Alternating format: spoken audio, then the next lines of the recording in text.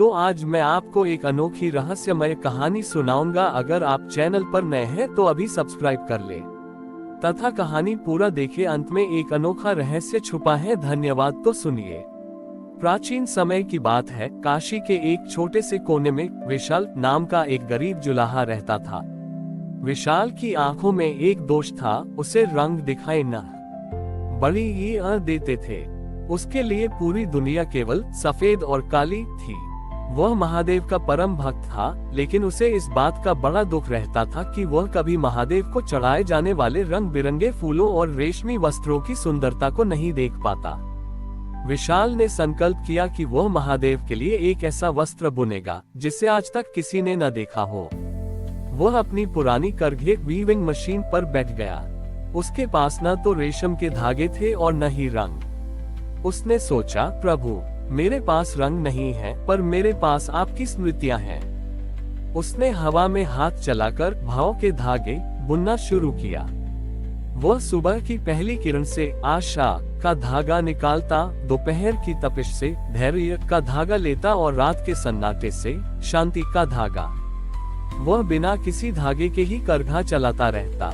लोग उसे देखकर हंसते और कहत, विशाल पगला गया है, खाली करघे पर हवा बुन रहा है और कहता है कि शिव जी का वस्त्र बना रहा हूँ।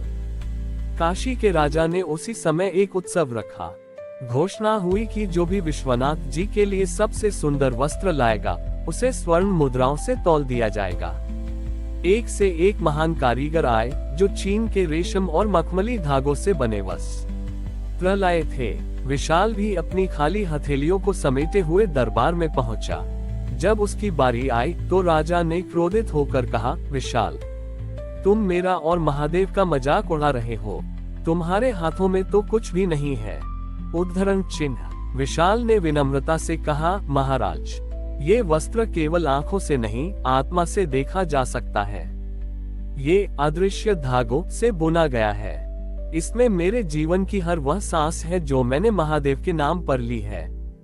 जैसे ही विशाल ने मंदिर के गर्भगृह में जाकर अपनी खाली हथेलियों को शिवलिंग की ओर फैलाया, एक चमत्कार हुआ। जो वस्त्र अब तक किसी को नहीं दिख रहा था, वह अचानक दिव्य प्रकाश के रूप में प्रकट हुआ। वह न तो रेशम था, न कपास। वो वस्त्र 7 रंगों से भी परे एक 8वें रंग का था, जिसे देखकर राजा और पंडितों की आंखों में आंसू आ गए। वह वस्त्र शिवलिंग के चारों ओर लिपट गया और देखते ही देखते पूरा मंदिर उस अदृश्य बुनावट से चमक उठा। महादेव साक्षात प्रकट हुए और उन्होंने विशाल के हाथ थाम लिए। महादेव बोले, विशाल, संसार वस्तुओं को बुनता है, पर तुमने प्रेम को बुना है। धागे टूट सकते हैं, रंग फीके पड़ सकते हैं, पर जो विश्वास की डोर से बू ना गया हो वह कालजयी होता है। तुमने मुझे वह वस्त्र दिया है जो कभी पुराना नहीं होगा, क्योंकि यह तुम्हारी आत्मा का विस्तार है। महादेव के स्पर्श से विशाल की आंखों का दोष दूर हो गया। उसे पहली बार रंग दिखाई दिए, पर उसने देखा कि महादेव की आभा में वह रंग था जो उसने अपनी आंखों के अंधेपन में बुना था। वह स्थान आज तंतु योजक चिन्हेश्वर महादेव के नाम से प्रसिद्ध है। ये कथा हमें सिखाती है कि ईश्वर को प्रसन्न करने के लिए बाहरी संसाधनों की आवश्यकता नहीं है।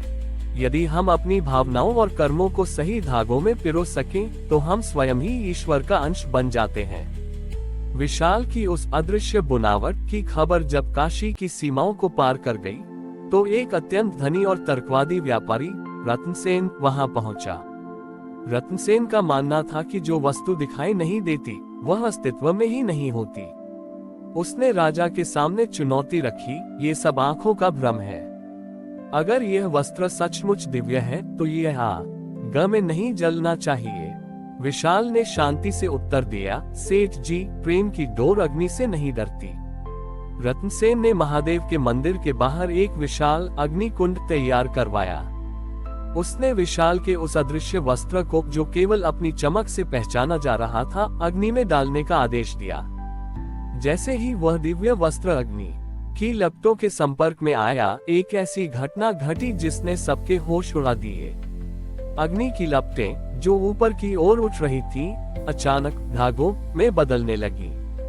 वह आग बुझी नहीं, बल्कि वह अग्नि स्वयं विशाल के वस्त्र का हिस्सा बन गई। वह वस्त्र अब केवल प्रकाश का नहीं बल्कि ज्वाला रेशम का बन चुका था, जो शीतल था पर सूर्य का बड़ी ही तरह चमक रहा था। रत्नसेन ने घमंड में आकर उस वस्त्र को छूने की कोशिश की। स्पर्श करते ही उसे महसूस हुआ कि वह वस्त्र कोई कपड़ा नहीं बल्कि जीवित स्मृतियां हैं। जैसे ही उसने वस्त्र छुआ, उसे अपने जीवन के वे सारे क्षण याद आने लगे जहां उसने दूसरों का दिल दुखाया था। वह वस्त्र उसके हाथों में इतना भारी होगा या कि वह उसे उठा भी नहीं पाया। तभी विशाल ने आगे बढ़कर उस वस्त्र को पकड़ा। उसके हाथों में वह वस्त्र रुई की तरह हल्का था। विशाल ने कहा, सेठ जी, ये वस्त्र केवल वही पहन सकता है जिसने दूसरों के आंसुओं को पोंछा हो। जो स्वार्थ की गांठें बांधता है, उसके लिए यह वस्त्र पहाड़ से भी भारी है। अचानक उस दिव्य वस्त्र से एक आवाज गूंजी, विशाल, तुमने इसे अग्नि में डालकर सिद्ध कर दिया कि सत्य को जलाया नहीं जा सकता। अब यह वस्त्र केवल मेरा श्रृंगार नहीं रहेगा, बल्कि यह धर्म की रक्षा का प्रतीक बनेगा। वह वस्त्र आकाश में उड़ गया और काशी के ऊपर एक प्रकाश के शामियाने कैनपी की तरह फैल गया। कहते हैं कि उस दिन के बाद कई वर्षों तक काशी के ऊपर कभी सीधी धूप या भारी वर्षा का प्रकोप नहीं हुआ, क्योंकि वह अदृश्य वस्त्र पूरे शहर की रक्षा कर रहा था। रत्नसेन ने अपना सारा व्यापार त्याग दिया और वह खुद एक साधारण जुलाहा बन गया। उसने ताउम्र महादेव के नाम के राम नाम वाले वस्त्र बुने और उन्हें गरीबों में मुफ्त बांटा। विशाल ने अपनी करघा वहीं मंदिर के पास छोड़ दी। आज भी काशी के उस मंदिर में मान्यता है कि यदि कोई भक्त सच्चे मन से अपनी प्रार्थना का मानसी का धागा वहां चढ़ाता है, तो महादेव उसे अपने उस दिव्य वस्त्र में बुन लेते हैं और उसकी रक्षा स्वयं करते हैं। ये कथा हमें सिखाती है कि सत्य और भक्ति के धागे इतने मजबूत होते हैं कि वे समय की अग्नि में भी कभी नहीं जलते, बल्कि और निखर जाते हैं। हमारी और भी आध्यात्मिक एवं अनोखी कहानियां देखने के लिए हमारे चैनल पर जाएं तथा धार्मिक एवं पौराणिक अनोखी कहानियां हमारे चैनल पर है। कृपया जाके देखें तथा हमारे चैनल को सब्सक्राइब करके रखें और वीडियो लाइक जरूर करें। धन्यवाद।